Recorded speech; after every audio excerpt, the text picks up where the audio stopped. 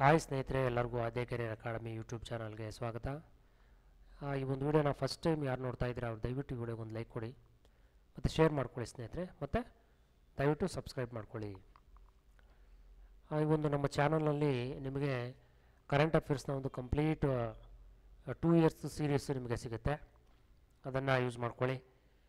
ಮತ್ತು Indian constitution series ಕೂಡ ನಿಮಗೆ ಲಭ್ಯ ಇದೆ, ಮತ್ತು ಮೆಂಟಲ್ ಎಬಿಲಿಟಿ ಸೀರೀಸ್ ಕೂಡ ಲಭ್ಯ ಇದೆ ಸ್ನೇಹಿತರೆ. ಹಾಗೆ ನಿಮಗೆ ಟೆಟ್ ಎಕ್ಸಾಮ್ಗೆ, ಟೆಟ್ ಎಕ್ಸಾಮ್ಗೆ ಮತ್ತು ಮುಂಬರುವ ಕಾಂಪಿಟೇಟಿವ್ ಎಕ್ಸಾಮ್ಗಳಿಗೆ ಸೋಷಿಯಲ್ ಸೈನ್ಸಿಂದ ಯಾವುದೇ ಒಂದು ಕ್ವಶನ್ ಬಂದರೂ ಕ್ರ್ಯಾಕ್ ಮಾಡ್ತಕ್ಕಂಥ ಒಂದು ಸುಲಭ ವಿಧಾನ ಸ್ನೇಹಿತರೆ. ಈ ಒಂದು ಎಲ್ಲ ವಿಡಿಯೋಗಳನ್ನು ನೋಡಿ ಆ ಕಂಟೆಂಟನ್ನು ನೋಟ್ ಮಾಡ್ಕೊಳ್ಳಿ ಸ್ನೇಹಿತರೆ.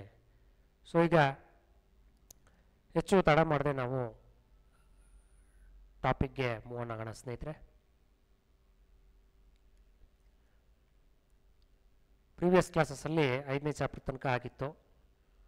ಓಕೆ, ಈಗ ಅಧ್ಯಾಯ 6 ಜೈನ ಮತ್ತು ಬೌದ್ಧ ಮತಗಳು. ನಿಮಗೆಲ್ಲ ನೋಡಿರೋ ಹಾಗೆ ಜೈನ ಧರ್ಮದವರು ಮತ್ತು ಬೌದ್ಧ ಧರ್ಮದವರು ಕೂಡ ಇಬ್ಬರೂ ಕೂಡ ನಮಗೆ ಸಾಕಷ್ಟು ಜನಗಳು ಇದ್ದಾರೆ ನಮ್ಮ ಒಂದು ಭಾರತದಲ್ಲಿ. ಇದು ಒಂದು ಧರ್ಮನೇ, ನಮ್ಮ ಭಾರತದಲ್ಲಿರ್ತಕ್ಕಂಥ ಒಂದು ಧರ್ಮ. ನಾವು ಯಾವುದೇ ಧರ್ಮಕ್ಕಾಗಲಿ ಗೌರವಿಸಬೇಕು ಸ್ನೇಹಿತರೆ. ಯಾವುದೇ ಧರ್ಮವನ್ನಾಗಲಿ ನಾವು ಗೌರವ ಅನ್ನತಕ್ಕಂಥದ್ದನ್ನು ಎಲ್ಲ ಧರ್ಮಗಳಿಗೂ ಸರ್ವಧರ್ಮ ಗೌರವೀಯ ಅಂತ, ಸರ್ವಧರ್ಮವನ್ನು ನಾವು ಗೌರವಿಸಬೇಕು. ಇದು ನಮ್ಮ ಮೊದಲನೇ ಕರ್ತವ್ಯ ಆಗಿರುತ್ತೆ ಸ್ನೇಹಿತರೆ. ಯಾವ ಧರ್ಮವನ್ನು ಕೂಡ ನಾವು ದೂಷಣೆ ಮಾಡದೆ ಎಲ್ಲ ಧರ್ಮವನ್ನು ಸಮಾನಾಗಿ ಕಾಣಬೇಕು ಮತ್ತು ಗೌರವಿಸಬೇಕು ಸ್ನೇಹಿತರೆ. ಮೊದಲನೇದಾಗಿ ಜೈನ ಧರ್ಮ ಅಂತ ಬಂದಾಗ ನಮಗೆ ಮೊದಲನೇದಾಗಿ ಜ್ಞಾಪಕ ಬರೋದೇ ಯಾರಪ್ಪ ಅಂತಂದರೆ ಮಹಾವೀರ ಜೈನ ಅಂತ. ಮಹಾವೀರ ಅಲ್ವಾ? ಸೊ ಈಗ ಈ ಜೈನ ಮತದ ಬಗ್ಗೆ ಒಂದು ಸ್ವಲ್ಪ ನಾವು ತಿಳ್ಕೊಳ್ಳೋಣ. ನೋಡಿ, ಇದು ಕೂಡ ಅತ್ಯಂತ ಒಂದು ಪುರಾತನವಾದಂತಹ ಒಂದು ಧರ್ಮನೇ, ಮತನೇ. ಇದರಲ್ಲಿ ಟೋಟಲ್ ಓವರಾಲ್ ನಮ್ಗೆ 24 ತೀರ್ಥಂಕರು ಇದ್ದರು ಅಂತ ನಂಬಿಕೆ ಇದೆ. ಎಕ್ಸಾಕ್ಟಾಗಿ ನಮ್ಗೆ ಗೊತ್ತಿಲ್ಲ, ಜಸ್ಟ್ ನಂಬಿಕೆ ಇದೆ 24 ಜನ ಇದ್ದರು ಅಂತ. ಇದರಲ್ಲಿ ಮೊದಲನೇ ತೀರ್ಥಂಕರ ಯಾರಪ್ಪ ಅಂತಂದರೆ ಋಷಭ. ಮೊದಲನೇ ತೀರ್ಥಂಕರ ಋಷಭ. ಇನ್ನು 23ನೇ ತೀರ್ಥಂಕರ, ಇವರು ಮೇನ್ ಕ್ಯಾಂಡಿಡೇಟ್ಸ್ ಇವರೆಲ್ಲ ಆಗಿನ ಕಾಲದಲ್ಲಿ. 23ನೇ ತೀರ್ಥಂಕರ ಯಾರಪ್ಪ ಅಂತಂದರೆ ಪಾರ್ಶ್ವನಾಥ. ಇನ್ನು ಕೊನೆಯ ತೀರ್ಥಂಕರ ನಿಮಗೆಲ್ಲರಿಗೂ ಗೊತ್ತಿರ್ತಕ್ಕಂಥ ಒಬ್ಬ ಮಹಾನ್ ವ್ಯಕ್ತಿ ಯಾರಪ್ಪ ಅಂತಂದರೆ ಮಹಾವೀರ, ವರ್ಧಮಾನ ಮಹಾವೀರ. ಸೊ ಈ 3 ಜನ ನಮಗೆ ಗೊತ್ತಿರ್ತಕ್ಕಂಥ ಒಂದು ಹೆಸರುಗಳು, ಈ ಒಂದು ಚಾಪ್ಟ್ರಲ್ಲಿ ನಮಗೆ ಕೊಟ್ಟಿರ್ತಕ್ಕಂಥ ತೀರ್ಥಂಕರರು. ಸೊ ಇದ್ರ ಬಗ್ಗೆ ನೋಡಿದಾಗ ನೋಡಿ, ಇಲ್ಲಿ ಋಷಭನಾಥ ಅಂತಕ್ಕಂಥವರು ಮೊದಲನೇ ತೀರ್ಥಂಕರ ಆಗಿರ್ತಾರೆ. 23ನೇ ತೀರ್ಥಂಕರ ಪಾರ್ಶ್ವನಾಥ ಅವರು ಅಶ್ವಸೇನ ಅಂತಕ್ಕಂಥವರ ಮಗ ಆಗಿರ್ತಾರೆ. ಓಕೆನಾ? ಅಶ್ವಸೇನ ಅಂತಕ್ಕಂಥವರ ಮಗ ಪಾರ್ಶ್ವನಾಥ ಆಗಿರ್ತಾರೆ. ಮತ್ತು ಈ ಪಾರ್ಶ್ವನಾಥ ಹೇಗೆ ಅಂತಂದರೆ ತನ್ನ ಸುಖ ಭೋಗಗಳನ್ನೆಲ್ಲ ತ್ಯಜಿಸ್ಬಿಡ್ತಾನೆ, ಎಲ್ಲ ಸುಖಗಳನ್ನೆಲ್ಲ ಬಿಟ್ಟು ಅಮರನಾಥನೆಂಬ ಒಂದು ನಂಬಿಕೆ ಕೂಡ ಇದೆ ನಮಗೆ. ಓಕೆನಾ? ಮತ್ತು ಈತ ಸರ್ವಸಂಗ ಪರಿತ್ಯಾಗಿ ಮತ್ತು ಇವನು ಏನಾಗ್ತಾನೆ, ಕೊನೆಗೆ ಸನ್ಯಾಸಿಯಾಗಿ ಹೋಗ್ತಾನೆ. ಮತ್ತು ಇವನು ಸುಖಮಯ ಬದುಕು ಅಂತಕ್ಕಂಥದ್ದಕ್ಕೆ 4 ತತ್ವಗಳನ್ನು ಹೇಳ್ತಾನೆ. ನೀವು ಈ 4 ತತ್ವಗಳನ್ನು ನೀವು ಅಳವಡಿಕೆ ಮಾಡ್ಕೊಳ್ರಪ್ಪ, ನಿಮ್ಮ ಲೈಫು ತುಂಬ ಸುಖಮಯವಾಗಿರುತ್ತೆ ಅಂತ ಹೇಳ್ತಾನೆ. ಯಾವುದು ಆ 4 ತತ್ವಗಳು ಅಂತ ನೋಡೋಣ ಸ್ನೇಹಿತರೆ. ಮುಖ್ಯವಾಗಿ ಮೊದಲನೇ ಒಂದು ತತ್ವ ಯಾವುದು? ಅಹಿಂಸೆ. ಯಾರಿಗೂ ಹಿಂಸೆ ಮಾಡಬೇಡಿ ಅಂತ ಹೇಳ್ತಾನೆ. ಸತ್ಯವನ್ನೇ ಹೇಳ್ಕೊಂಡಿರಿ, ಮತ್ತು ಎಲ್ಲೂ ಕೂಡ ಕಳ್ತನ ಮಾಡಬೇಡಿ. ಮತ್ತು 4ನೇದು, ನೀವು ಹೆಚ್ಚು ಆಸ್ತಿಯನ್ನು ಮಾಡೋದಕ್ಕೇ ಹೋಗಬೇಡಿ. ಅಹಿಂಸೆ, ಸತ್ಯ, ಆಸ್ತೇಯ, ಅಪರಿಗ್ರಹ. ಈ ಟೆಟ್ ಎಕ್ಸಾಮಲ್ಲಿ ಒಂದು ಕ್ವಶನ್ ಕೇಳಿರ್ತಾರೆ, ಅಪರಿಗ್ರಹ ಎಂದರೇನು ಅಂತ. ಆಪ್ಷನಲ್ಲಿ ಇದು ಕೂಡ ಕೊಟ್ಟಿರ್ತಾರೆ. ಆಸ್ತಿಯನ್ನು ಹೊಂದದಿರುವುದು ಅಂತ ಕೊಟ್ಟಿರ್ತಾರೆ, ಆಸ್ತಿಯನ್ನು ಹೊಂದುವುದು ಅಂತಲೂ ಕೊಟ್ಟಿರ್ತಾರೆ. ಓಕೆನಾ, ನೀವು ಕನ್ಫ್ಯೂಸ್ ಮಾಡ್ಕೋಬಾರ್ದು. ಅಪರಿಗ್ರಹ ಅಂತಂದರೆ ಆಸ್ತಿ ಹೊಂದದೇ ಇರ್ತಕ್ಕಂಥದ್ದು, ಯಾರೂ ಆಸ್ತಿ ಮಾಡಬಾರ್ದು ಅಂತ. ಈಗ ಆ ಕಾಲದಲ್ಲಿ ಆ ರೀತಿ ಇತ್ತು, ಆಸ್ತಿ ಹೊಂದದೇ ಇರುವುದು ಅಂತ. ಈಗ ಪರಿಗ್ರಹ ಆಗೋಗಿದೆ, ಎಲ್ಲರೂ ಆಸ್ತಿ ಹೊಂದುವುದು ಅಂತ ಆಗೋಗಿದೆ. ಅಂದರೆ ಎಲ್ಲರೂ ಆಸ್ತಿ ಮಾಡಬೇಕು, ಆಸ್ತಿ ಆಸ್ತಿ ಆಸ್ತಿ ಆಸ್ತಿ ಅಂತಾರೆ ಎಲ್ಲರೂ. ಈಗ ಎಲ್ಲರಿಗೂ ಆಸ್ತಿ ಮೇಲೆ ವ್ಯಾಮೋಹ. ನೀನೇನಪ್ಪ ಮಾಡಿದ್ಯಾ, ನೀನು ಚೆನ್ನಾಗಿ ಓದಿದ್ಯಾ ಅಂತ ಯಾರೂ ಕೇಳೋಲ್ಲ, ನಿಂದು ಆಸ್ತಿ ಎಷ್ಟಪ್ಪ ಇದೆ ಅಂತಾರೆ. ಈಗ ನಿಂದು ಆಸ್ತಿ ಎಷ್ಟಿದೆ ಅದ್ರ ಮೇಲೆ ನಿನ್ನ ವ್ಯಾಲ್ಯೂ. 10 ಎಕರೆ ಇದೆಯಾ, 20 ಎಕರೆ ಇದೆಯಾ, ಹೋಗು, ನೀನು ತುಂಬ ಶ್ರೀಮಂತ. ಬಟ್ ಇಲ್ಲಿ ಜ್ಞಾನಕ್ಕೆ ಬೆಲೆ ಇಲ್ಲ ಯಾರಲ್ಲೂ. ಆಸ್ತಿ ಇದೆಯಾ, ಹೋಗಪ್ಪ, ನೀನು ತುಂಬ ಶ್ರೀಮಂತ, ನೀನು ಮಹಾನ್ ವ್ಯಕ್ತಿ, ನೀವು ಹೋಗು ನೀನು ಅಂದ್ಬಿಡ್ತಾರೆ ಬೇಕಾದರೆ. ಸೊ ಆ ಥರ ಅಂಥ ಒಂದು ಕಾಲ ಇದು. ಇರಲಿ ನೋಡಿ, ಈ 4 ಕೂಡ ತತ್ವಗಳು ಪಾರ್ಶ್ವನಾಥ ಬೋಧಿಸ್ತಾನೆ. ಇನ್ನು ಈ ಒಂದು 4ರ ಜೊತೆ ಈ 4+1 ಟೋಟಲ್ಲು 5 ಯಾರು ಬೋಧನೆ ಮಾಡೋದು? ವರ್ಧಮಾನ ಮಹಾವೀರ. ಓಕೆನಾ, ವರ್ಧಮಾನ ಮಹಾವೀರ 5 ತತ್ವಗಳನ್ನು ಬೋಧನೆ ಮಾಡ್ತಾನೆ. ಇದ್ರ ಜೊತೆ ಒಂದು ಯಾವುದಪ್ಪ ಅಂತಂದರೆ ಬ್ರಹ್ಮಚರ್ಯ. ಓಕೆನಾ, ಪಾರ್ಶ್ವನಾಥ ಅಂತಕ್ಕಂಥವನು 4 ಬೋಧನೆಗಳನ್ನು ಮಾಡಿದ್ರೆ, ವರ್ಧಮಾನ ಮಹಾವೀರ ಅಂತಕ್ಕಂಥವನು ಅಂದರೆ 24ನೇ ತೀರ್ಥಂಕರ, ಇವು 4ರ ಜೊತೆಯಲ್ಲಿ +1 ಯಾವುದು ಬ್ರಹ್ಮಚರ್ಯ ಅಂತಕ್ಕಂಥದ್ದು ಕೂಡ ಬೋಧನೆ ಮಾಡ್ತಾನೆ. ಓಕೆನಾ. ಸೊ ಓವರಾಲ್ ಆಗಿ ನಮಗೆ ಗೊತ್ತಾಗೋದೇನು ಅಂತಂದರೆ 24ನೇ ತೀರ್ಥಂಕರ ಯಾರು ಅಂತಂದರೆ ವರ್ಧಮಾನ ಮಹಾವೀರ ಅಂತೇಳಿ. ಓಕೆನಾ, ವರ್ಧಮಾನ ಮಹಾವೀರ ಈತ ನಮಗೆ ತುಂಬ ಎಷ್ಟೊಂದು ಶಾಂತಿ ನೀತಿಗಳನ್ನೇ ಹೇಳಿ ಇರ್ತಕ್ಕಂಥ ಒಬ್ಬ ಮಹಾನ್ ವ್ಯಕ್ತಿ ಈತ ವರ್ಧಮಾನ ಮಹಾವೀರ. ಓಕೆ, ಸೊ ಅದು ಗೊತ್ತಿರಲಿ. ಈತ ಬೋಧಿಸಿದ ತತ್ವಗಳೆಷ್ಟು? ಓವರಾಲ್ ಆಗಿ 5 ಗೊತ್ತಿರಲಿ. ಮತ್ತು ಈ ವರ್ಧಮಾನ ಮಹಾವೀರ ಅಂತಕ್ಕಂಥ ಅವರ ಒಂದು ಕಾಲ ಸಾಶಾಪು 599ರಿಂದ 527. ಓಕೆನಾ, ರಿವರ್ಸ್ ಹೋಗುತ್ತೆ ಇದು ಕಾಲ, ಯಾಕಂದರೆ ಪೂರ್ವ ಅಂತ ಇದೆಯಲ್ಲ. 599 to 527. ಓಕೆ, ಈತ ಗಣರಾಜ್ಯಗಳಲ್ಲೊಂದಾದ ವೈಶಾಲಿಯ ಕುಂಡಲ ಗ್ರಾಮದಲ್ಲಿ ಜನಿಸ್ತಾರೆ ಇವರು. ಓಕೆನಾ, ಇವರ ತಂದೆ ಸಿದ್ಧಾರ್ಥ, ಇವರು ಜ್ಞಾತ್ರಿಕ ಅಂತಕ್ಕಂಥ ಒಂದು ಪ್ಲೇಸ್ಗೆ ಬುಡಕಟ್ಟಿನ ರಾಜ ಆಗಿರ್ತಾರೆ. ಓಕೆ, ಜ್ಞಾತ್ರಿಕ ಅಂತಕ್ಕಂಥ ಒಂದು ಸ್ಥಳಕ್ಕೆ ಬುಡಕಟ್ಟಿನ ರಾಜ ಆಗಿರ್ತಾರೆ. ಇನ್ನು ಹಾಗೆ ನೋಡ್ತಾ ಹೋಗೋಣ. ತಾಯಿ ಹೆಸರು ತ್ರಿಶಲಾದೇವಿ ಅಂತ. ಓಕೆನಾ, ಇವರು ತ್ರಿಶಲಾದೇವಿ ಅಂತಕ್ಕಂಥವರು, ಇವರು ಕೂಡ ಯುವರಾಣಿನೇ. ಯಾವ ದೇಶದ್ದು? ಲಿಚ್ಛವಿಗಳ ಯುವರಾಣಿ. ಲಿಚ್ಛವಿ ಅಂತಕ್ಕಂಥ ದೇಶದ ಯುವರಾಣಿಯಾಗಿರ್ತಾರೆ. ಮತ್ತು ಇವರು ತನ್ನ 30ನೇ ವಯಸ್ಸಿನಲ್ಲಿ ಸತ್ಯವನ್ನು ಹುಡ್ಕೋದಕ್ಕೆ ಹೊರಟೋಗ್ತಾರೆ. ಇವರು ಮನೆಯನ್ನು ಬಿಟ್ಬಿಡ್ತಾರೆ ಇವರು. ಇವ್ರಿಗೆ ಆಗ 30 ವರ್ಷ ಆಗಿರುತ್ತೆ. ಆಮೇಲೆ 30 ವರ್ಷ ಆದಮೇಲೆ 12 ವರ್ಷಗಳ ನಂತರ ಇವ್ರಿಗೆ ಸತ್ಯದ ಹುಡುಕಾಟದಲ್ಲಿ ಅಲದಾಡ್ತಾ ಇವ್ರೇನು ಮಾಡ್ತಾರೆ? ತಪಸ್ಸು ಕೂತ್ಕೊಂಡ್ಬಿಡ್ತಾರೆ. ತಪಸ್ಸು ಕೂತ್ಕೊಂಡು ಇವರು ಉಪವಾಸ ಮಾಡೋ ಮೂಲಕ ತನ್ನ ದೇಹವನ್ನು ದಂಡಿಸಿ ಅಂತಂದರೆ ದೇಹಕ್ಕೆ ಕೆಲಸ ಕೊಡಬೇಕು ಅಂತ.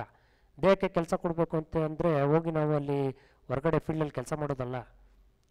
ದೇಹವನ್ನು ದಂಡಿಸಬೇಕು ಅಂತಂದರೆ ದೇಹಕ್ಕೆ ನಾವು ಕೂತ ಜಾಗದಲ್ಲೇ ಉಪವಾಸ ಮಾಡೋದಾಗಲಿ, ಯೋಗ ಮಾಡೋದಾಗಲಿ, ಧ್ಯಾನ ಮಾಡೋದಾಗಲಿ, ತಪಸ್ಸು ಮಾಡೋದಾಗಲಿ, ಇದನ್ನು ನಾವು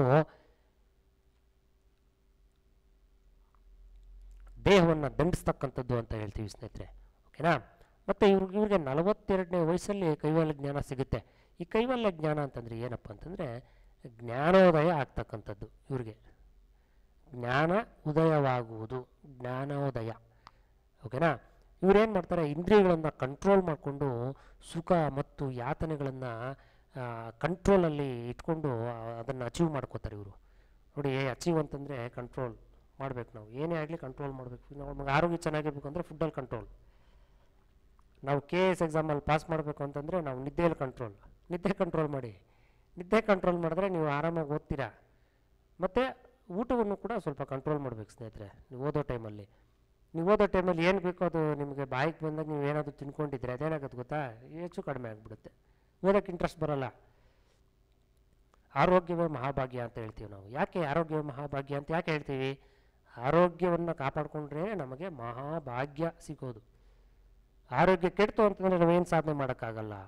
ನೋಡಿ, ಇಲ್ಲಿ ಎಲ್ಲವನ್ನೂ ಕೂಡ ನಿಯಂತ್ರಣದಲ್ಲಿ ಇಟ್ಕೋಬೇಕು ಸ್ನೇಹಿತರೆ. ನಿಮ್ಮ ಮನಸ್ಸನ್ನು ನೀವು ನಿಯಂತ್ರಣದಲ್ಲಿ ಇಟ್ಕೋಬೇಕು. ಎಕ್ಸಾಮ್ ಟೈಮ್ ಬಂದಾಗ ನೀವೇನು ಮಾಡಬೇಕು ಅಂತಂದರೆ ನಿಮ್ಮ ಮನಸ್ಸನ್ನು ಕಂಟ್ರೋಲ್ ಮಾಡಬೇಕು. ಆ ಕಡೆ ಈ ಕಡೆ ಪಾನಿಪುರಿ ಅಂಗಡಿ ಕಡೆ ಇಲ್ಲ ಗೋಬಿ ಅಂಗಡಿ ಕಡೆ ಬಿಡಬಾರ್ದು ನಿಮ್ಮ ಮನಸ್ಸನ್ನು.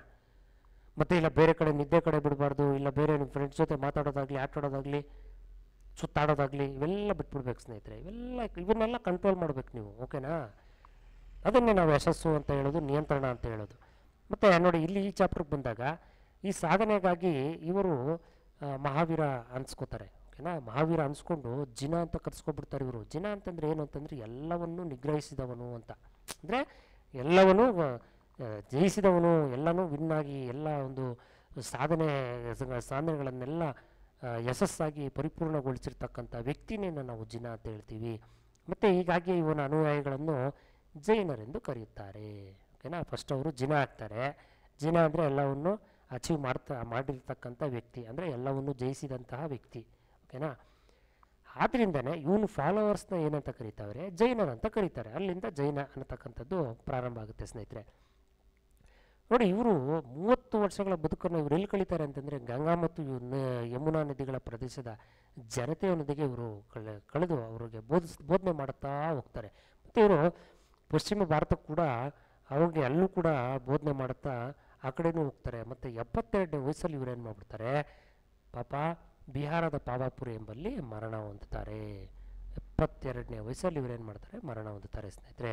ಮತ್ತು ಈ ಮಹಾವೀರ ಅಂತಕ್ಕಂಥ ಒಬ್ಬ ಮಹಾನ್ ವ್ಯಕ್ತಿ ಏನು ಮಾಡ್ತಾರೆ? 5 ಪ್ರತಿಜ್ಞೆಗಳನ್ನು ಮತ್ತು 3 ನಿಯಮಗಳನ್ನು ಬೋಧನೆ ಮಾಡ್ತಾರೆ. ಆ 5 ಪಂಚ ಪ್ರತಿಜ್ಞೆಗಳು ಯಾವುದು ಅಂತಂದರೆ, ಈ ಪಂಚ ಪ್ರತಿಜ್ಞೆಗಳು ನೋಡಿ, ಮೊದಲನೇದು ಅಹಿಂಸೆ, ಸತ್ಯ, ಆಸ್ತೇಯ, ಅಪರಿಗ್ರಹ, ಬ್ರಹ್ಮಚರ್ಯ. ಆಸ್ತೇಯ ಅಂದರೆ ಹೇಳಿದ್ದೀನಿ ನಿಮಗೆ, ಕಳ್ತನ ಮಾಡಬಾರ್ದು ನೀವು ಅಂತ. ಅಪರಿಗ್ರಹ ಅಂತಂದರೆ ಆಸ್ತಿ ಮಾಡೋಕ್ಕೆ ಹೋಗ್ಬೇಡಿ ನೀವು. ನಾವು ಒಂದು ಸ್ಲೋಗನ್ ಹೇಳ್ತೀನಿ, ಕೇಳಿಸ್ಕೊಳ್ಳಿ. ನಿಮ್ಗೇನಾದರೂ ಮಕ್ಕಳು ಇದ್ದರೆ, ಈಗ ಪ್ರಸ್ತುತ ಮಕ್ಕಳಿರೋರು ಕೇಳ್ತಾ ಇದ್ದರೆ ಈ ವಿಡಿಯೋನ, ನೀವು ಮಕ್ಕಳಿಗಾಗಿ ನೀವೇನು ಆಸ್ತಿ ಮಾಡೋಕ್ಕೆ ಹೋಗ್ಬೇಡಿ, ಮಕ್ಕಳನ್ನೇ ಆಸ್ತಿಯನ್ನಾಗಿ ಮಾಡ್ಕೊಂಬಿಡಿ ನೀವು ಅಂತ. ಅಂದರೆ ಮಕ್ಕಳನ್ನ ಚೆನ್ನಾಗಿ ಓದಿಸ್ಬಿಟ್ರೆ ಅವರೇ ಒಂದು ಆಸ್ತಿ ನಿಮಗೆ, ಓಕೆನಾ? ಮಕ್ಕಳಿಗೆ ಏನು ಆಸ್ತಿ ಮಾಡೋಕ್ಕೆ ಹೋಗ್ಬೇಡಿ. ಅವ್ರು ದುಡ್ಕೋತಾರೆ, ಪಾಪ ಕಷ್ಟಪಟ್ಟು ಅವ್ರು ದುಡ್ಕೋತಾರೆ.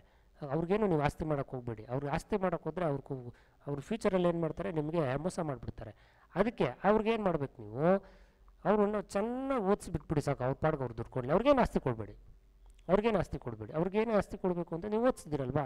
ಸ್ವಂತ ನಿನ್ನ ಕಾಲ ಮೇಲೆ ನಿಂತ್ಕೊಂಡ್ಯಪ್ಪ, ನಿನ್ನ ಕಾಲ ಮೇಲೆ ನೀನು ನಿಂತ್ಕೊಂಡು ನೀನು ದುಡ್ಕೋ, ಅಷ್ಟೇ ಮಾಡಬೇಕು. ಇರಲಿ. ನೋಡಿ, ಈ 5 ಒಂದು ಪಂಚ ಪ್ರತಿಜ್ಞೆಗಳನ್ನು ಅವರು ಬೋಧನೆ ಮಾಡ್ತಾರೆ. ತ್ರಿರತ್ನಗಳು ಕೂಡ 3 ತ್ರಿರತ್ನಗಳು ಕೂಡ ಅವರು ಬೋಧನೆ ಮಾಡ್ತಾರೆ, ಉಪದೇಶ ಮಾಡ್ತಾರೆ. ಸಮ್ಯಕ್ ಜ್ಞಾನ, ಸಮ್ಯಕ್ ದರ್ಶನ, ಸಮ್ಯಕ್ ಚಾರಿತ್ರ್ಯ. ಮೂರಲ್ಲೂ ಸಮ್ಯಕ್ ಇದೆ. ನೀವು ಜ್ಞಾಪಕ ಇಟ್ಕೋಬೇಕಾದ್ರೆ ಇದಿಷ್ಟೇ: ಜ್ಞಾನ, ದರ್ಶನ, ಚಾರಿತ್ರ್ಯ. ಈ ಚಾರಿತ್ರ್ಯ ಅನ್ನೋ 3 ಅಂಶಗಳನ್ನು ಜ್ಞಾಪಕ ಇಟ್ಕೊಂಡ್ರೆ ಅವರು 3 ತ್ರಿರತ್ನಗಳನ್ನು ನೀವು ಎಕ್ಸಾಮಲ್ಲಿ ಜ್ಞಾಪಕ ಇಟ್ಕೊಂಡು MCQನಲ್ಲಿ ಚಾಯ್ಸ್ ಮಾಡ್ಬೋದು, ಆಪ್ಷನ್ ಮಾಡ್ಬೋದು, ಏನಾ? ಮತ್ತು ಈ ಜೈನ ಮತ ಅಂತಕ್ಕಂಥದ್ದು ಸಂಪೂರ್ಣವಾಗಿ ದೇವರ ಇರುವಿಕೆಯನ್ನು ನಿರಾಕರಿಸುವುದಿಲ್ಲ. ದೇವರಿದ್ದಾನೆ ಅಂತಲೇ ಹೇಳೋದು ಅವರು.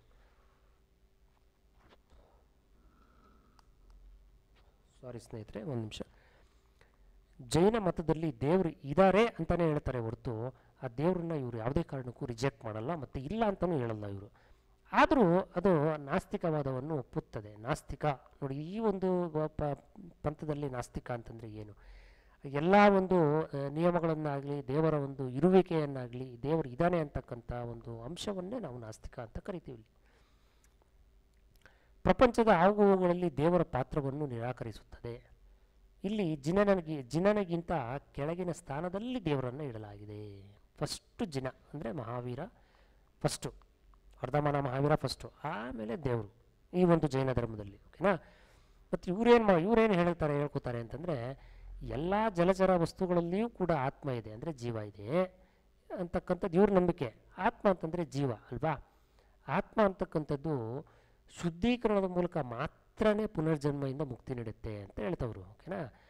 ಶುದ್ಧೀಕರಣ ಅಂತಂದರೆ ಏನು? ತಪಸ್ಸು ಮಾಡಬೇಕು, ಉಪವಾಸ ಮಾಡಬೇಕು, ದೇಹದಂಡನೆ ಮಾಡಬೇಕು, ಈ ಎಲ್ಲ ಮೂಲಕಗಳಿಂದ ದೇಹ ನಾಶದಿಂದ ಮಾತ್ರ ಸಾಧ್ಯ ಎಂಬುದು ಇವರ ನಂಬಿಕೆ.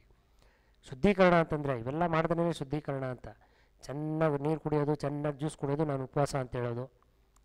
ನಾನು ಉಪವಾಸ ಇದ್ದೀನಿ ಅಂತ ಮೊನ್ನೆ ಶಿವರಾತ್ರಿಯಲ್ಲಿ ನೋಡಿದೆ. ನಾನು ಎಲ್ಲ ಪಾಪ ಯಾವುದೋ ಒಂದು ಮನೆಯಲ್ಲಿ ನನ್ನ ಫ್ರೆಂಡ್ಸು ಮನೆಯಲ್ಲೇ ಹೋಗಿ ನೋಡಿದ್ರೆ ಎಲ್ಲ ಕಂಪ್ಲೀಟ್ ಅವ್ರ ಮನೆಯಲ್ಲೆಲ್ಲ ಉಪವಾಸ ಇದ್ದಾರೆ.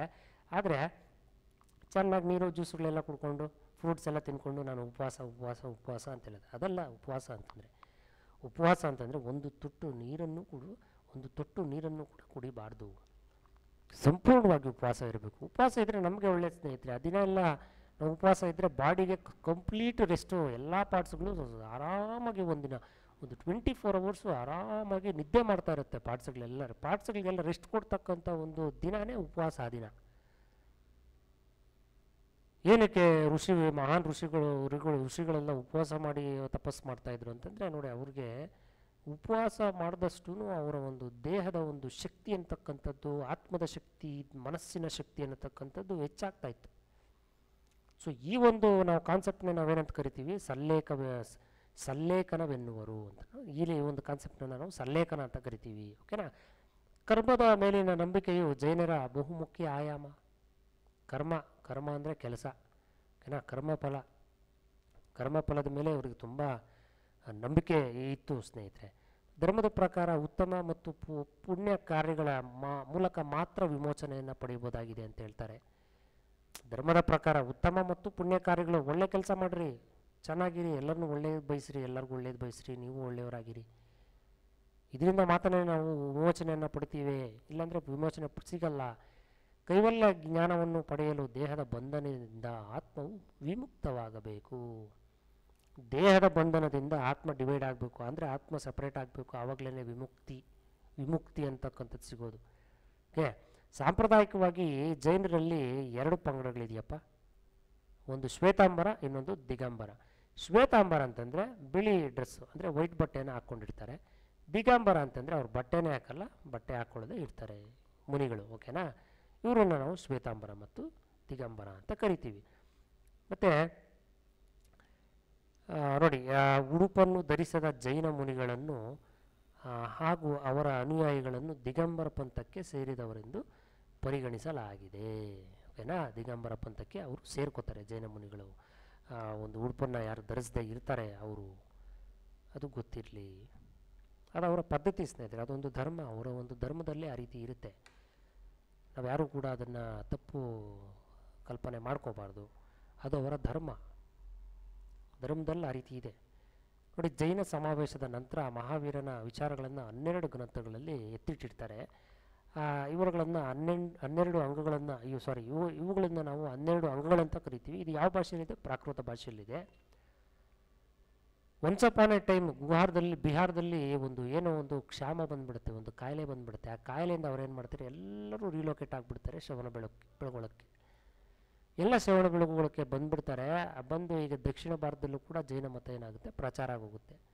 ಈಗಲೂ ನಾವು ನೋಡ್ಬೋದು, ನೀವು ಶ್ರವಣ ಬೆಳಗೊಳದಲ್ಲಿ ಹೆಚ್ಚು ಜೈನ ಮತದ ಒಂದು ಜನರು ತುಂಬ ಇದ್ದಾರೆ ಅಲ್ಲಿ. ಆ ಧರ್ಮದವರು ತುಂಬ ಜನ ಇದ್ದಾರೆ ಅಲ್ಲಿ. ಯಾಕಂದರೆ ಆಗಿನ ಕಾಲದಲ್ಲಿ ಬಂದಿರೋರು, ಆಗಿನ ಕಾಲದಲ್ಲಿ ಅಲ್ಲಿಂದ ಬಂದರೂ ಕೂಡ ನಮ್ಮ ಕರ್ನಾಟಕಕ್ಕೇನು ಮೋಸ ಮಾಡಿಲ್ಲ ಅವರು. ಪಾಪ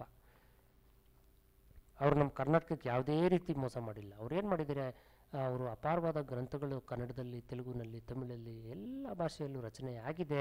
ಮತ್ತು ಸುಪ್ರಸಿದ್ಧ ಕವಿಗಳು ಇವರು. ಈ ಒಂದು ಜೈನ ಧರ್ಮದಲ್ಲಿರ್ತಕ್ಕಂಥವ್ರು ನಂಬರ್ 1 ಕವಿಗಳು ನೋಡಿ, ಪಂಪ, ರನ್ನ, ಪೊನ್ನ, ಜನ್ನ.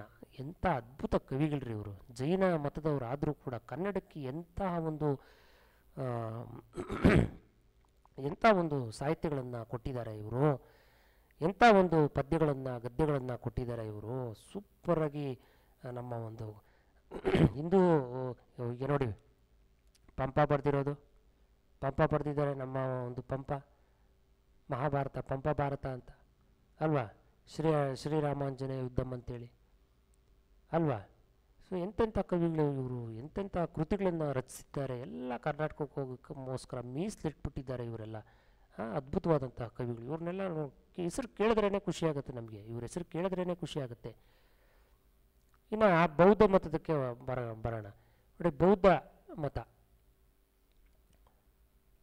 ನೋಡಿ ಇಲ್ಲಿರ್ತಕ್ಕಂಥವ್ರು ಗೌತಮ ಬುದ್ಧ. ಬೌದ್ಧ ಮತ ಅಂತಂದ್ರೇ ನಮಗೆ ಜ್ಞಾಪಕ ಬರೋದು ಗೌತಮ ಬುದ್ಧ. ನೋಡಿ ಇವರು 6ನೇ ಶತಮಾನದಲ್ಲಿ ಹುಡ್ತಾರೆ. ಇವ್ರನ್ನ ಸಿದ್ಧಾರ್ಥ ಅಂತ ಕೂಡ ಕರಿತೀವಿ ನಾವು. ತಂದೆ ಶುದ್ಧೋಧನ, ಶಾಕ್ಯ ಒಂದು ದೇಶದ ರಾಜ ಆಗಿರ್ತಾರೆ. ಸಿದ್ಧಾರ್ಥ ಅಂತಕ್ಕಂಥ ಅಂದರೆ ಬುದ್ಧನು, ಸಿದ್ಧಾರ್ಥ ಅಂದರೆ ಬುದ್ಧ, ಓಕೆನಾ, ಗೌತಮ ಬುದ್ಧ. ಸಿದ್ಧಾರ್ಥ ರಾಜರ ಭೋಗವನ್ನು ಹಾಗೂ ಸಂಸಾರದ ಸುಖವನ್ನು ಬಿಟ್ಟು ತ್ಯಜಿಸಿ ಸನ್ಯಾಸಿಯಾಗಿ ಹೋಗ್ತಾನೆ, ಓಕೆನಾ. ಪ್ರಚಲಿತ ಬದುಕಿನ ದಾರಿಗಳ ನಿರರ್ಥಕತೆಯನ್ನು ಕಂಡು ಸತ್ಯದ ಹುಡುಕಾಟದಲ್ಲಿ ಇವರು ಕೂಡ ಸತ್ಯಕ್ಕೋಸ್ಕರ ಹುಡುಕಾಟ ಮಾಡ್ಕೊಂಡು ಬರ್ತಾರೆ. ಬರ್ತಾ ಬರ್ತಾ ಬರ್ತಾ ಇವರು ಯಾವುದೋ ಒಂದು ಮರದ ಕೆಳಗಡೆ ಇವ್ರಿಗೆ ಜ್ಞಾನೋದಯ ಆಗೋಗುತ್ತೆ, ಓಕೆನಾ. ಇವ್ರಿಗೆ ಜ್ಞಾನೋದಯ ಆಗೋಗುತ್ತೆ. ಆ ಒಂದು ಜ್ಞಾನೋದಯದ ನಂತರ ಈತ ಏನು ಮಾಡ್ತಾರೆ, ಫಸ್ಟು ವಾರಾಣಸಿಯ ಕಾಶಿಗೆ ಹೋಗ್ತಾನೆ, ಓಕೆನಾ. ವಾರಾಣಸಿಯ ಕಾಶಿಯ ಒಂದು ಸಾರನಾಥಕ್ಕೆ ಹೋಗ್ತಾರೆ. ಅಲ್ಲಿಯ ಜಿಂಕೆವನದಲ್ಲಿ ತನ್ನ ಮೊಟ್ಟ ಮೊದಲನೇ ಬೋಧೆಯನ್ನು ಮಾಡ್ತಾನೆ, ಧರ್ಮಚಕ್ರ ಪ್ರವರ್ತನ ಅಂತ. ಮೊಟ್ಟ ಮೊದಲ ಬೋಧನೆ ಇದು. ಜಿಂಕೆಯವನದಲ್ಲಿ ಈತನು ತನ್ನ ಮೊಟ್ಟ ಮೊದಲ ಬೋಧನೆಯನ್ನು ಮಾಡ್ತಾನೆ. ಆ ಒಂದು ಬೋಧನೆಯ ಹೆಸರು ಧರ್ಮಚಕ್ರ ಪ್ರವರ್ತನ ಅಂತ.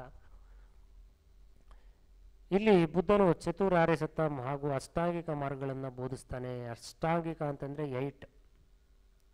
8 ಮಾರ್ಗಗಳು, ಓಕೆನಾ. ಆ 8 ಮಾರ್ಗಗಳು ಏನು ಅಂತ ನೋಡೋಣ. ನೋಡಿ, ಇವರು ಲೋಕವೆಲ್ಲ ದುಃಖ ಹಾಗೂ ನೋವಿನಿಂದ ಆವರಿಸಿದೆ ಅಂದ್ಕೊಂಡು ಇವ್ರೇನು ಮಾಡ್ತಾರೆ, ದುಃಖದ ಮೂಲವನ್ನು, ಅದರ ಕಾರಣವನ್ನು ಚತುರ್ಯಾರ್ಯ ಸತ್ಯವು ವಿವರಿಸುತ್ತದೆ. ಲೋಕ ನೀನೇನಕ್ಕೆ ದುಃಖವಾಗಿದೆಯಾ, ನಿನ್ನ ದುಃಖ ಆಗಿರೋದಕ್ಕೆ ಕಾರಣ ಏನು ಅಂತಕ್ಕಂಥದ್ದಕ್ಕೆ ಚತುರ್ಆರ್ಯ ಅಂತಕ್ಕಂಥ ಸತ್ಯ ವಿವರಣೆ ಕೊಡುತ್ತೆ. ಇವ್ರು ಹೇಳ್ತಾರೆ, ಆಸೆ ಪಡಬೇಡಪ್ಪ, ನೀನು ಆಸೆ ಪಟ್ಟರೆ ನಿನ್ಗೆ ದುಃಖ ಗ್ಯಾರಂಟಿ. ಆಸೆ ಪಡಬೇಡ. ಏನಕ್ಕೆ ಆಸೆ ಪಡ್ತೀಯ ನೀನು ಆಸೆ ಪಟ್ಟರೆ ನಿನಗೆ ಸಿಗೋದು ದುಃಖನೇ, ಬೇರೆ ಏನೂ ಸಿಗಲ್ಲ. ಸುಖ ಅಂತೂ ಸಿಗಲ್ಲ, ದುಃಖನೇ ಸಿಗೋದು ನಿನಗೆ. ಅದಕ್ಕೆ ಆಸೆ ಪಡಬೇಡ. ಆಸೆ ದುಃಖಕ್ಕೆ ಮೂಲ ಕಾರಣ ಅಂತ ಹೇಳ್ತಾರೆ ಇವರು. ಮತ್ತು ಅತಿಯಾದ ಆಸೆ ವಿಮುಕ್ತಿಯಿಂದ ಮಾತ್ರ ನೆಮ್ಮದಿಯ ಬದುಕು ಸಾಧ್ಯ ಅಂತ ಹೇಳ್ತವ್ರು. ಅತಿ ಆಸೆ ಇದ್ದರೆ ಗತಿ ಕೇಡು. ಆಗ್ಲೇ ನೋಡಿ ಇವ್ರು ಹೇಳ್ಬಿಟ್ಟಿದ್ದಾರೆ. ಈಗ ನಾವೆಲ್ಲ ಆಸೆ ಪಡ್ತೀವಿ ಜಾಸ್ತಿ. ಈಗ ನಮಗೇನಾದರೂ ಕಾಣಿಸಿದ್ರೆ ಇನ್ನೂ ಬೇಕು ಬೇಕು ಬೇಕು ಬೇಕು ಬೇಕು ಅಂತೀವಿ. ನಾವೆಲ್ಲರೂ ಅಷ್ಟೇ, ಇನ್ನೂ ಬೇಕು ಇನ್ನೂ ಬೇಕು ಇನ್ನೂ ಬೇಕು ಅಂತೀವಿ. ಸಾಕು ಅನ್ನೋದೇನು ಊಟ ಮಾತ್ರ ಸ್ನೇಹಿತರೆ. ನಾವು ಏನಪ್ಪ ಸಾಕು ಅಂತೀವಿ, ಹೊಟ್ಟೆ ತುಂಬ ಊಟ ಮಾತ್ರ ಸಾಕು ಅಂತೀವಿ. ಇನ್ನು ಅದು ಬಿಟ್ಟು ಇನ್ನೆಲ್ಲ ಬೇಕು ಬೇಕು ಅನ್ನೋದೇ ನಾವು. ಸೊ ಈ ರೀತಿ ಒಂದು ಆಸೆಯ ವಿಮುಕ್ತಿಗಾಗಿ ಅಷ್ಟಾಂಗಿಕ ಮಾರ್ಗಗಳನ್ನು ಬೋಧನೆ ಮಾಡ್ತಾರೆ ಇವರು. ಆ ಅಷ್ಟಾಂಗಿಕ ಮಾರ್ಗಗಳು ಯಾವಪ್ಪ ಅಂತಂದರೆ, ನೋಡಿ ಅವರು ಕೊಟ್ಟಿದ್ದಾರೆ, ಮೆನ್ಷನ್ ಮಾಡಿದ್ದಾರೆ ಅವರು. ಅಷ್ಟಾಂಗಿಕ ಮಾರ್ಗಗಳು ಎಲ್ಲ ಸದ್ನಡತೆ, ದುರ್ನಡತೆ ಒಂದೂ ಇಲ್ಲ, ಎಲ್ಲ ಸನ್ನಡತೆಯೇ. ನೋಡಿ, ಎಲ್ಲ ಒಳ್ಳೆಯ ನಡತೆ, ಒಳ್ಳೆಯ ನಡತೆ, ಓಕೆನಾ. ಒಳ್ಳೆಯ ಮಾತು, ಒಳ್ಳೆಯ ನೋಟ ಅಥವಾ ದೃಷ್ಟಿ, ಒಳ್ಳೆಯ ಬದುಕು ನಡೆಸು, ಒಳ್ಳೆಯ ಪ್ರಯತ್ನ ಮಾಡು, ಒಳ್ಳೆಯ ನೆನಪಿಟ್ಕೋ, ಒಳ್ಳೆಯ ನಿರ್ಧಾರ ತಗೋ, ಒಳ್ಳೆಯ ಚಿಂತನೆ ನಡೆಸು, ಎಲ್ಲ ಒಳ್ಳೆಯದೇ. ಇವೆಲ್ಲ 8 ಮಾರ್ಗಗಳನ್ನು ನಾವು ಪಾಲನೆ ಮಾಡಿಬಿಟ್ರೆ ನಮ್ಮ ಜೀವನ ಸಾರ್ಥಕ ಆಗಿ ನಾವು ಡೈರೆಕ್ಟಾಗಿ ಎಲ್ಲಿ ಹೋಗ್ತೀವಿ ಅಂದರೆ ಸ್ವರ್ಗಕ್ಕೇ ಹೋಗೋದು. ಇವೆಲ್ಲ ಇರಬೇಕು. 8ರಲ್ಲಿ ಒಂದು ಬಿಟ್ರೂ ಸ್ವರ್ಗ ಇರಲ್ಲ, ನಮ್ಮ ನರಕನೇ. ಓಕೆ, ತಮಾಷೆ ಮಾಡಿದೆ. ಇಲ್ಲಿ ಹೊಸ ಮತದ ಅನುಯಾಯಿಗಳು, ವರ್ತಕರಾಗಿರ್ಬೋದು, ಕುಶಲಕರ್ಮಿಗಳಾಗಿರ್ಬೋದು, ಜನಸಾಮಾನ್ಯರಾಗ್ಬೋದು, ಇವರೆಲ್ಲ ಏನು ಮಾಡಿಬಿಡ್ತಾರೆ, ಇವರು ಅನುಯಾಯಿಗಳಾಗಿ ಹೋಗ್ತಾರೆ. ಇವರು ಕೇಳ್ತಕ್ಕಂಥ ಪಾಠ ಪ್ರವಚನಗಳನ್ನು ಕೇಳಿಕೊಂಡು, ಬೋಧನೆಗಳನ್ನು ನೋಡಿಕೊಂಡು ಇವರು ಅನುಯಾಯಿಗಳಾಗಿ ಹೋಗ್ತಾರೆ. ಇವರ ಮತ ಪ್ರಚಾರ ಮಾಡ್ತಾ ಮಾಡ್ತಾ ಮಾಡ್ತಾ ಬಂದಾಗ ಎಲ್ಲರೂ ಕೂಡ ಇವರು ಫಾಲೋವರ್ಸ್ ಆಗೋಗ್ತಾರೆ. ನಗರಗಳಲ್ಲೂ ಕೂಡ ಪರಿಸ್ಥಿತಿಗಳನ್ನು ಬದಲಾವಣೆ ಮಾಡಿ ಇವರ ಒಂದು ಧರ್ಮಕ್ಕೆ ಎಲ್ಲರೂ ಸೇರ್ಕೊಂಡ್ಬಿಡ್ತಾರೆ. ಪ್ರಚಾರ ಆಗುತ್ತೆ. ಪ್ರಚಾರ ಆಗ್ತಾ ಆಗ್ತಾ ಈ ಒಂದು ಧರ್ಮದ ಒಂದು ಅನುಯಾಯಿಗಳು ತುಂಬ ಆಗ್ತಾರೆ, ಫಾಲೋವರ್ಸ್ ಆಗ್ತಾರೆ. ಎಲ್ಲರೂ ಅದನ್ನು ಇಷ್ಟಪಡ್ತಾರೆ, ಒಂದು ಬೋಧನೆಯನ್ನು ಇಷ್ಟಪಟ್ಟು ಇವರು ಬೌದ್ಧ ಧರ್ಮಕ್ಕೆ ಎಲ್ಲರೂ ಸೇರ್ಕೋತಾರೆ. ನೋಡಿ, ಬುದ್ಧ ಹಾಗೂ ಅವನ ಅನುಯಾಯಿಗಳು ಕೋಸಲ, ಮಗಧ, ಗಂಗಾ ನದಿಯ ಬಯಲು ಪ್ರದೇಶದ ಉಳಿದ ಹಲವು ನಗರಗಳಿಗೆ ಭೇಟಿ ಕೊಟ್ಟು ತಮ್ಮ ವಿಚಾರಗಳನ್ನು ಬೋಧನೆ ಮಾಡ್ತಾರೆ. ಇವರು ಫೀಲ್ಡ್ ಸರ್ವೆ ಹೋಗ್ತಾರೆ ಪ್ರಚಾರ ಮಾಡೋಕ್ಕೆಲ್ಲ. ಒಂದು ಕೋಸಲ ಆಗಿರ್ಬೋದು, ಮಗಧ ಆಗಿರ್ಬೋದು, ಗಂಗಾ ನದಿಯ ಒಂದು ಪ್ರದೇಶ ಆಗಿರ್ಬೋದು, ಮತ್ತು ಹಲವಾರು ನಗರಗಳಿಗೆ ಭೇಟಿ ಕೊಟ್ಟು ಅಲ್ಲೆಲ್ಲ ಪ್ರಚಾರ ಮಾಡ್ತಾರೆ, ವಿಚಾರಗಳನ್ನು ಬೋಧನೆ ಮಾಡ್ತಾರೆ, ಬೌದ್ಧ ವಿಚಾರಗಳನ್ನು ಬೋಧನೆ ಮಾಡ್ತಾರೆ. ಮತ್ತು ಇವರೇನು ಮಾಡ್ತಾರೆ, ಒಂದು ಪ್ರದೇಶದಿಂದ ಇನ್ನೊಂದು ಪ್ರದೇಶಕ್ಕೆ ಕಾಲ್ನಡಿಗೆಯಿಂದ ಓಡಾಡ್ಕೊಂಡೇ ಇರ್ತಾರೆ. ಒಂದು ಪ್ರದೇಶದಿಂದ ಒಂದೊಂದು ಪ್ರದೇಶಕ್ಕೆ ಓಡಾಡಿಕೊಂಡು ಜನರ ಜೀವನ ಒಂದು ಅವರ ಬದುಕಾಗಿಯೇ ಒಂದು ಇವ್ರು ಮೀಸಲಿಟ್ಟುಬಿಡ್ತಾರೆ. ಮತ್ತು 80ನೇ ಇಳಿಯ ವಯಸ್ಸಿನಲ್ಲಿ ಬುದ್ಧ ಏನು ಮಾಡ್ತಾನೆ, ಅವಿರತವಾದ ಸಾರ್ಥಕ ಬದುಕು ಕುಶಿನಗರದಲ್ಲಿ ಅಂತ್ಯ ಆಗುತ್ತೆ ಇವರು. ಓಕೆನಾ. ಕುಶಿನಗರದಲ್ಲಿ ಇವ್ರು ಏನು ಮಾಡ್ತಾರೆ, ತೀರೋಗ್ತಾರೆ. ಇದನ್ನೇನಂತ ಕರಿತೀವಿ ನಾವು, ಮಹಾಪರಿನಿರ್ವಾಣ ಅಂತ ಕರಿತೀವಿ. ಓಕೆನಾ, ಮಹಾಪರಿನಿರ್ವಾಣ. ಕುಶಿನಗರದಲ್ಲ ಇವರು ಅದು ಅಂತ್ಯ ಆಯ್ತಲ್ವ, ಅದನ್ನು ಮಹಾಪರಿನಿರ್ವಾಣ ಅಂತ ಕರಿತೀರಿ ಸ್ನೇಹಿತರೆ.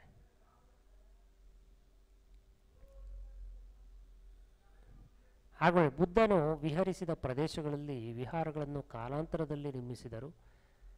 ಅವನ ಅಸ್ಥಿಪಂಜರ, ಕಳೆಬರವನ್ನು ಹಾಗೂ ಮೂಳೆಗಳನ್ನು ಜನ ಅವನ ನೆನಪಿನಲ್ಲಿ ಎತ್ತಿಟ್ಟಿರ್ತಾರೆ ಅದನ್ನು. ಓಕೆನಾ, ಅವುಗಳ ಮೂಲಕ ಚೈತ್ಯಾಲಯ, ಸ್ತೂಪಗಳಲ್ಲಿ ಅವನ ಸಾಧನೆಗಳನ್ನು ಸ್ಮರಿಸುತ್ತಾ ಪೂಜಿಸತೊಡಗ್ತಾರೆ. ಹೀಗೆ ಪ್ರಾರಂಭವಾಗಿದ್ದೇ ಮೊಟ್ಟ ಮೊದಲ ದೇವಾಲಯಗಳು, ವಿಗ್ರಹಗಳು ಮತ್ತು ಮೂರ್ತಿ ಪೂಜೆ. ಆಗ್ಲೇ ದೇವಾಲಯ, ಮೂರ್ತಿ ಪೂಜೆ ಇತ್ತು ಇವರಲ್ಲಿ. ಏನಾ,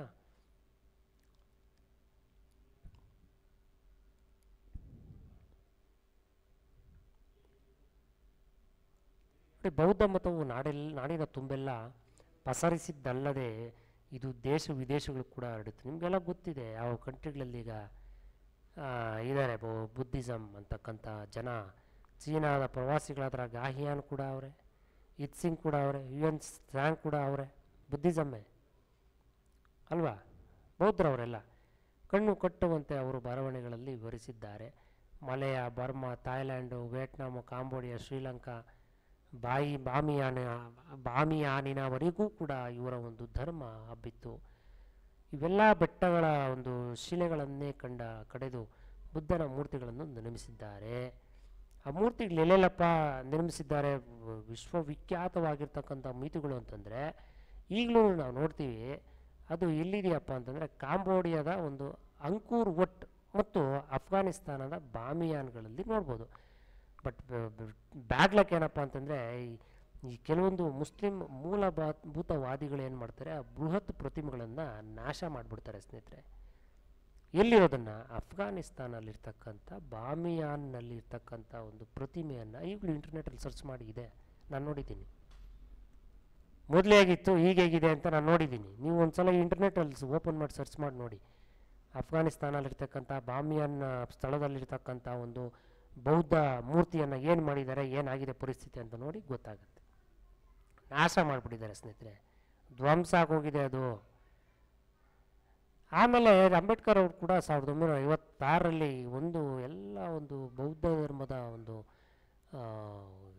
ಪ್ರತಿಯೊಂದು ಚಿಂತನೆಗಳನ್ನು ಓದಿ ಅವರು ಏನು ಮಾಡ್ತಾರೆ, ಈ ಬೋಧನೆಗಳನ್ನು ಅವರು ಅಳವಡಿಸ್ಕೊಂಡು ಅವ್ರು ಏನು ಮಾಡ್ತಾರೆ, ಬೌದ್ಧ ಧರ್ಮಕ್ಕೆ ಸೇರ್ಕೊಂಡ್ಬಿಡ್ತಾರೆ ಸ್ನೇಹಿತರೆ.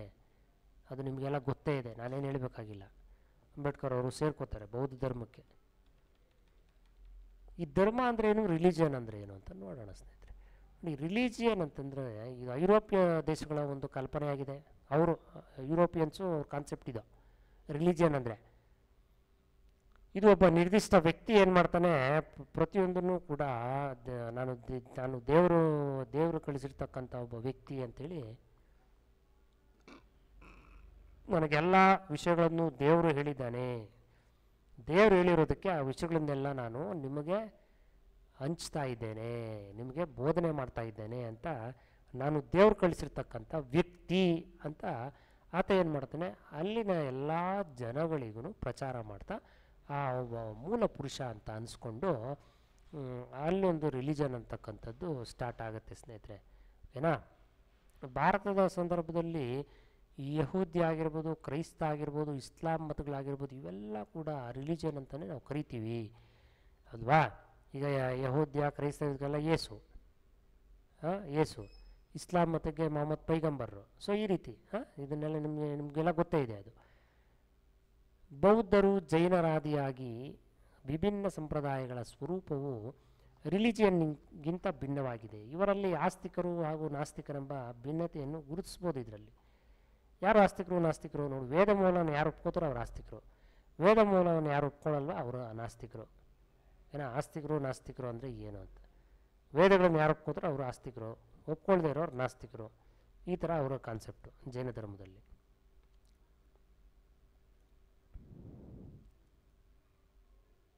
ನೋಡಿ, ಬುದ್ಧನ ಮರಣದ ನಂತರ ಏನು ಮಾಡ್ತಾರೆ ಅವರು, ಬುದ್ಧನ ಮರಣದ ನಂತರ ಬುದ್ಧನ ಮಾಡಿರ್ತಾನಲ್ಲ ಎಲ್ಲ ಬೋಧನೆಗಳು ಮತ್ತು ತ್ರಿಪಿಟಕಗಳೆಲ್ಲ ಎತ್ತಿಟ್ಕೊಂಡು ಇವ್ರು ಏನು ಮಾಡ್ತಾರೆ, ಅವರವರ ಡಿವೈಡ್ ಮಾಡ್ಕೊಡ್ತಾರೆ. ಏನಂತ ಡಿವೈಡ್ ಮಾಡ್ಕೊತಾರೆ, ವಿನಯ ಅಂತ ಒಂದು, ಸುತ್ತ ಅಂತ ಅಭಿಧಮ್ಮ, ವಿನಯ ಪಿಟಕ, ಸುತ್ತ ಪಿಟಕ, ಅಭಿಧಮ್ಮ ಪಿಟಕ ಅಂತ ಪೀಠಕಗಳು, ತ್ರಿಪಿಟಕಗಳಿವೆಲ್ಲ. ತ್ರಿಪಿಟಕಗಳನ್ನು 3 ಡಿವೈಡ್ ಮಾಡಿಕೊಂಡು ಕಾಲಕ್ರಮೇಣ ಏನು ಮಾಡ್ತಾರೆ, ಹೋಗ್ತಾ ಹೋಗ್ತಾ ಹೋಗ್ತಾ ಇವು 3 ಡಿವೈಡ್ ಆಗೋಗಿ ಅದರಲ್ಲಿ ಸಬ್ ಡಿವೈಡ್ ಆಗ್ತವೆ. ಈನಾಯನ, ಮಹಾಯಾನ, ವಜ್ರಾಯಾನ ಅಂತ ಅದರಲ್ಲಿ ಸಬ್ ಡಿವೈಡ್ ಆಗುತ್ತೆ. ಅಲ್ಲಿ ತಕ್ಕಂಥ ಸೂತ್ರಗಳನ್ನು ಉಟ್ಕೊಂಡ್ಬಿಡ್ತಾರೆ, ಅಂದರೆ ಉಟ್ಕೊಂಡ್ಬಿಡುತ್ತೆ ಅದು. Category, sub category ನಮ್ಮಲ್ಲಿಲ್ವಾ, 2A 2B 3A 3B ಅಂತ. ಇಂದು ಬುದ್ಧನನ್ನು ಅರಸುವ ಅನೇಕ ಆದಿಗಳು ಹುಡುಕಿಕೊಂಡಿರುವ ಸಂಘಟನೆಗಳನ್ನು ನೀವು ವರ್ಲ್ಡ್ ವೈಡ್ ನೋಡ್ಬೋದು ಸ್ನೇಹಿತರೆ. ವರ್ಲ್ಡ್ ವೈಡ್ ನೋಡ್ಬೋದು. ಜಪಾನ್ ಆಗಿರ್ಬೋದು, ಚೀನಾ ಆಗಿರ್ಬೋದು, ರಷ್ಯಾ ಆಗಿರ್ಬೋದು, ಎಲ್ಲ ವರ್ಲ್ಡ್ ವೈಡ್ ನೋಡ್ಬೋದು ನೀವು. ಮತ್ತು ವಿದೇಶಿಯರ ದಾಳಿ ಹೇಗಾಯಿತು ಇವ್ರ ಮೇಲೆ ಅಂತ ನೋಡೋಣ. ನೋಡಿ, ಇದೇ ಕಾಲಘಟ್ಟದಲ್ಲಿ ಗ್ರೀಸ್ ನಗರದ ರಾಜ್ಯಗಳು ವಿಕಸಿತಗೊಂಡಿದ್ದವು. ಪ್ರಾಚೀನ ಪರ್ಷಿಯಾ ಒಂದು ಪ್ರಬಲ ಸಾಮ್ರಾಜ್ಯವಾಗಿ ಬೆಳೆದಿತ್ತು. ಈ ಎರಡೂ ಪ್ರದೇಶಗಳು ನಿರಂತರವಾದ ಸಂಘರ್ಷಕ್ಕೆ, ನೋಡು, ಗ್ರೀಸು ಮತ್ತು ಪರ್ಷಿಯಾ ಇವರಿಬ್ಬರಿಗೆ ಯಾವಾಗಲೂ ಜಗಳ. ಏನಕ್ಕೆ? ಸಾಮ್ರಾಜ್ಯಕ್ಕೆ. ನನಗೆ ಬೇಕು ಪಟ್ಟ, ನಿನಗೆ ಬೇಕು ಪಟ್ಟ ಅಂತ ಜಗಳ ಆಡ್ಕೊಂಡಿರ್ತಾಯಿದ್ರು. ಪ್ರಾಚೀನ ಪರ್ಷಿಯಾವನ್ನು ಆಳಿದವರಲ್ಲಿ ಅಕಿಮೇನಿಯನ್ನರು ಕೂಡ ಮುಖ್ಯರೇ. ಅವರು ಸ್ಟ್ರಾಂಗಾಗಿರ್ತಾರೆ, ಅಕಿಮೇನಿಯನ್ನರು ಅಂತ. ಇವರು ಸಾಶಪ್ಪು 6ನೇ ಶತಮಾನದಲ್ಲಿ ಮನೆತನ ದೊರೆಯಾದ ಡೇರಿಯಸ್ನು ಪ್ರಬಲ ಸಾಮ್ರಾಜ್ಯವೊಂದು ಕಟ್ತಾನೆ. ಇವನ ಕಾಲದಲ್ಲಿ ಅವನ ಒಂದು ಸಾಮ್ರಾಜ್ಯವು ಭಾರತ ಗಡಿಯವರೆಗೂ ಹರಡಿತ್ತು. 4ನೇ ಶತಮಾನದಲ್ಲಿ ಮೆಸಿಡೋನಿಯಾದ ದೊರೆ ಅಲೆಕ್ಸಾಂಡರ್, ಅಂದರೆ ಗ್ರೀಕ್ ನಗರದ ಒಬ್ಬ ರಾಜ. ಮೆಸಿಡೋನಿಯಾದ ರಾಜ ಯಾರು? ಅಲೆಕ್ಸಾಂಡರು. ಅವನು ಎಲ್ಲ ರಾಜ್ಯಗಳನ್ನ ಗೆದ್ದು ಪರ್ಷಿಯಾ ಕೂಡ ಗೆಲ್ತಾನೆ, ಎಲ್ಲರನ್ನೂ ಸೋಲ್ಸ್ಕೊಂಡು ಬರ್ತಾನೆ. ಒಂದು ಕಡೆಯಿಂದ ಅವನು ಎಲ್ಲರಿಗೂ ಪಟ ಪಟ ಪಟ ಅಂತ ಹೊಡ್ಕೊಂಡು ಬರ್ತಾನೆ, ಎಲ್ಲರಿಗೂ ಸೋಲ್ಸ್ಕೊಂಡು ಬರ್ತಾನೆ. ಬಂದು ಅವನೇನು ಮಾಡ್ತಾನೆ, ಭಾರತದ ಮೇಲೆ ಕಣ್ಣಾಕ್ತಾನೆ. ಭಾರತದ ಮೇಲೆ ಕಣ್ಣಾಕಿ ಭಾರತವನ್ನು ಹೇಗಾದರೂ ಮಾಡಿ ವಶ ಮಾಡ್ಕೋಬೇಕಲ್ಲ, ಎಲ್ಲರ ಮೇಲೂ ಗೆಲ್ಲೇಬೇಕು. ನೋಡಿ, ಭಾರತದಲ್ಲಿ ಕಂಪ್ಲೀಟ್ ಎಲ್ಲ ರಾಜ್ಯಗಳ ಮೇಲೂ ಗೆಲ್ಲೇಬೇಕು, ಎಲ್ಲ ರಾಜರನ್ನು ಸೋಲ್ಸಿ ನಾನು ಭಾರತ ವಶ ಮಾಡ್ಕೋಬೇಕು ಅಂತ ಬರ್ತಾನೆ. ನೋಡಿದ್ರೆ ಅಲ್ಲಿ ಏನು ಮಾಡ್ತಾನೆ, ಈ ಕಂದಹಾರ್ ನೋಡಿ, ಕಂದಹಾರ್ ಮತ್ತು ಹಿಂದೂ ಕುಶ್ನ ಮಾರ್ಗವಾಗಿ ಬರೋದು ನಮ್ಮ ದೇಶಕ್ಕೆ ಗೊತ್ತಿರಲಿ. ಕಂದಹಾರು ಮತ್ತು ಹಿಂದೂ ಕುಶ್ನ ಮಾರ್ಗವಾಗಿ ಭಾರತಕ್ಕೆ ಬರ್ತಾನೆ. ಇಲ್ಲಿ ನದಿಗಳಿರುತ್ತೆ, ರಾವಿ ಮತ್ತು ಬಿಯಾಸ್ ಅಂತಕ್ಕಂಥ ನದಿ, ಅಲ್ಲಿ ತನಕ ಬರ್ತಾನೆ. ಅಲ್ಲಿ ತನಕ ಬಂದು ಇನ್ನೂ ಹೆಚ್ಚು ಮುಂದೆ ಇದ್ರ ಮಧ್ಯೆ ಒಂದು ಯುದ್ಧ ಮಾಡ್ತಾನೆ, ಅದು ಹೇಳ್ತೀನಿ ಮುಂದೆ ಇದೆ. ಹೆಚ್ಚು ಇನ್ನೂ ಮುಂದುವರೆಯಲು ಆಗದೆ ಇವನೇನು ಮಾಡ್ತಾನೆ, ಝೀಲಂ ನದಿಯ ಮೂಲಕ ಭಾರತ ಗಡಿ ದಾಟಿ ಹಿಂದಿರುಗುವ ಮಾರ್ಗದಲ್ಲಿ ಇರಾಕಲ್ಲಿ, ಬ್ಯಾಬಿಲೋನಿಯಾದಲ್ಲಿ ಏನು ಮಾಡ್ತಾನೆ, ಇರಾನಲ್ಲಿ, ಬ್ಯಾಬಿಲೋನಿಯಾ ಅಂದರೆ ಇರಾನ್ ಅಲ್ವಾ, ಅಲ್ಲಿ ಏನು ಮಾಡ್ತಾನೆ, ತೀರೋಗ್ತಾನೆ ಪಾಪ. ಇವನೊಂದು ಯುದ್ಧ ಮಾಡ್ತಾನೆ ಅಂತ ಹೇಳಿದ್ದೆ. ಯಾರ ಮೇಲೆ ಯುದ್ಧ ಮಾಡ್ತಾನೆ ನಮ್ಮ ಭಾರತದಲ್ಲಿ? ನೋಡಿ, ನೆಕ್ಸ್ಟ್ ಇದೆ ನೋಡಿ, ಅಲೆಕ್ಸಾಂಡರ್ ವರ್ಸಸ್ ಪುರೂರವ ಅಂತ ಕರಿತೀವಿ, ಅಥವಾ ಪುರೂರವ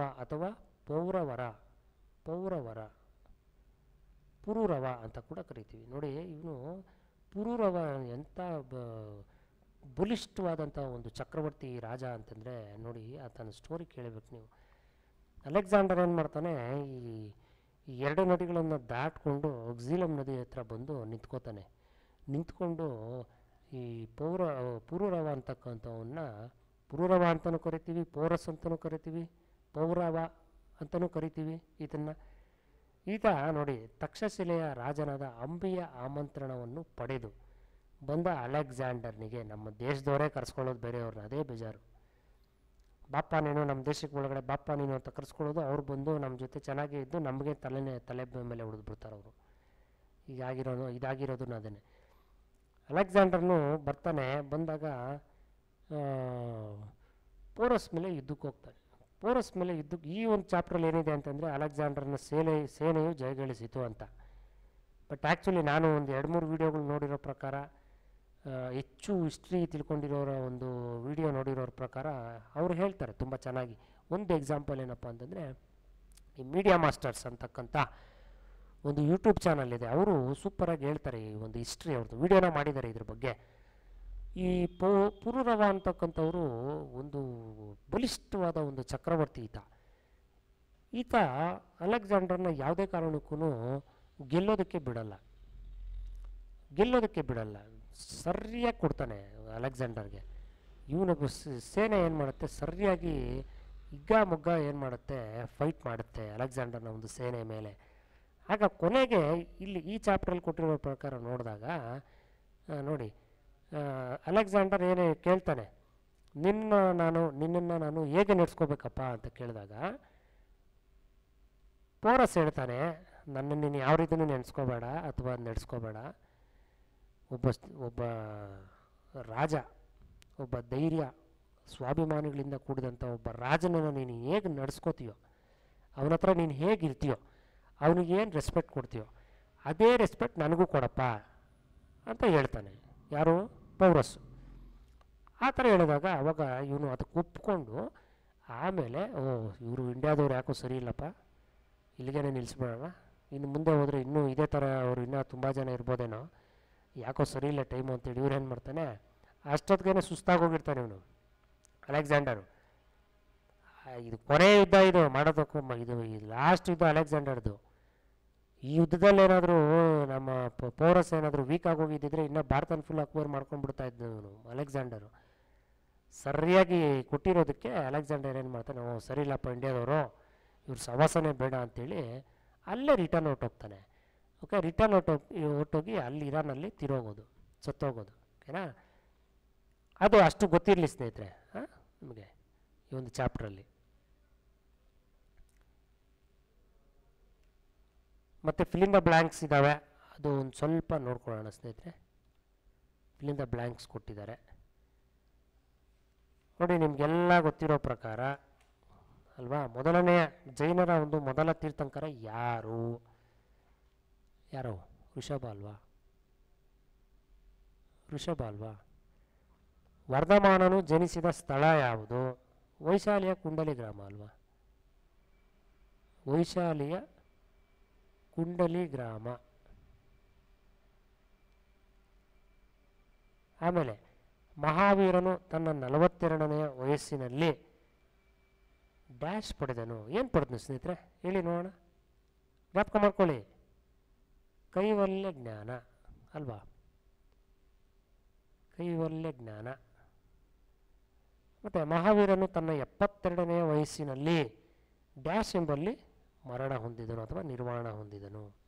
ಇಲ್ಲಿ ಬಿಹಾರದ ಪಾವಾಪುರಿ ಅಲ್ವಾ? ಪಾವಾಪುರಿ, ಬಿಹಾರದ ಪಾವಾಪುರಿ. ಗೌತಮ ಬುದ್ಧನ ಮೊದಲ ಹೆಸರು ಸಿದ್ಧಾರ್ಥ ಅಲ್ವಾ ಸ್ನೇಹಿತರೆ? ಚಿಕ್ಕ ಮಕ್ಕಳು ಕೂಡ ಹೇಳ್ತಾರೆ ಸಿದ್ಧಾರ್ಥ.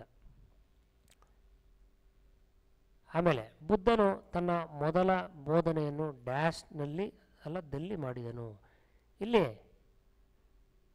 ಕಾಶಿಯಲ್ಲಲ್ವಾ? ಕಾಶಿಯ ಸಾರನಾಥದಲ್ಲಿ ಬುದ್ಧನ ಮೊದಲ ಗ್ರಂಥವನ್ನು ಡ್ಯಾಶ್ ಎಂದು ಕರೆಯಲಾಗಿದೆ. ಯಾವುದೋ ಬುದ್ಧನ ಮೊದಲ ಒಂದು ಗ್ರಂಥ ಅಥವಾ ಬೋಧನೆ? ಧರ್ಮಚಕ್ರ ಏನು? ಪ್ರವರ್ತನ. ಧರ್ಮಚಕ್ರ ಪ್ರವರ್ತನೆ ಅಥವಾ ಪ್ರವರ್ತನ. ಇಷ್ಟು ಸ್ನೇಹಿತರೆ ಈ ಚಾಪ್ಟ್ರಲ್ಲಿ. ಓಕೆನಾ?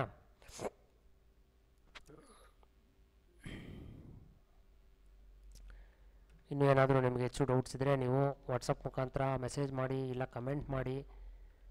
ಓಕೆನಾ? ಕಮೆಂಟ್ ಮಾಡಿ.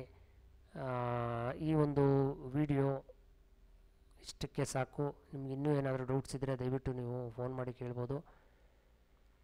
ಮತ್ತು ನಿಮ್ಮ ಒಂದು ಸಮಯವನ್ನು ನಮಗೆ ಮೀಸಲಿಟ್ಟಿದ್ದಕ್ಕಾಗಿ ಧನ್ಯವಾದಗಳು ಸ್ನೇಹಿತರೆ. ಎಲ್ಲರಿಗೂ ಥ್ಯಾಂಕ್ ಯು. ಮತ್ತು ಎಲ್ಲ ವೀಡಿಯೋಗೆ ಒಂದು ಲೈಕ್ ಕೊಟ್ಟಿರಲ್ಲ, ದಯವಿಟ್ಟು ಒಂದು ಲೈಕ್ ಕೊಡಿ ಸ್ನೇಹಿತರೆ. ಮತ್ತು ಸಬ್ಸ್ಕ್ರೈಬ್ ಯಾರು ಮಾಡ್ಕೊಂಡಿರಲ್ಲ ದಯವಿಟ್ಟು ಅವರು ಕೂಡ ಸಬ್ಸ್ಕ್ರೈಬ್ ಮಾಡ್ಕೊಳ್ಳಿ ಸ್ನೇಹಿತರೆ. ಎಲ್ಲರಿಗೂ ಥ್ಯಾಂಕ್ ಯು. ಬಾಯ್ ಬಾಯ್ ಸ್ನೇಹಿತರೆ.